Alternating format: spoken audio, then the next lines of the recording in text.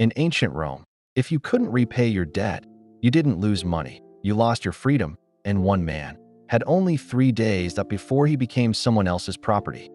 The city didn't care who he was. Men like him were everywhere, dust-covered, exhausted, surviving one day at a time. Once he had enough, a small farm, a family that ate, a life that worked. Then the rain stopped, the land hardened, the crops failed, and slowly, everything began to disappear. First the savings, then the animals, then the hope. So he did what many in Rome were forced to do. He borrowed money, just enough to survive, just enough to believe things would get better. But in Rome, debt was never just money. It was a promise you might not survive. At first, he told himself it was temporary. One good season, and he would repay everything. But the season never came. Instead, the debt grew heavier. The man who lent him the money began to visit. Not often, just enough to remind him, just enough to make it clear. This was no longer a favor. This was control. So he tried to escape it. He sold what little remained, his tools, his last animals, even the wooden table his family gathered around. Each time, it still wasn't enough. And then, the warning came.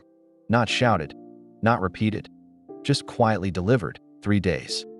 In early Rome, debt could take more than your wealth. Under systems that fueled events like the Roman debt crisis, a man who failed to repay could be claimed by his lender, taken, bound, turned into a living repayment. Men didn't just fear debt, they feared what came after it, because once your name entered that system, you stopped belonging to yourself. The village felt different now. Quieter, colder, people avoided his eyes. They knew. Everyone knew. A man with unpaid debt was already halfway gone. He went from door to door. No one helped. He stood in the market. No one trusted him. Even his closest friend said nothing. That night, he sat awake in the dark, listening to the slow breathing of his family, to the silence between each moment. And for the first time, he understood something.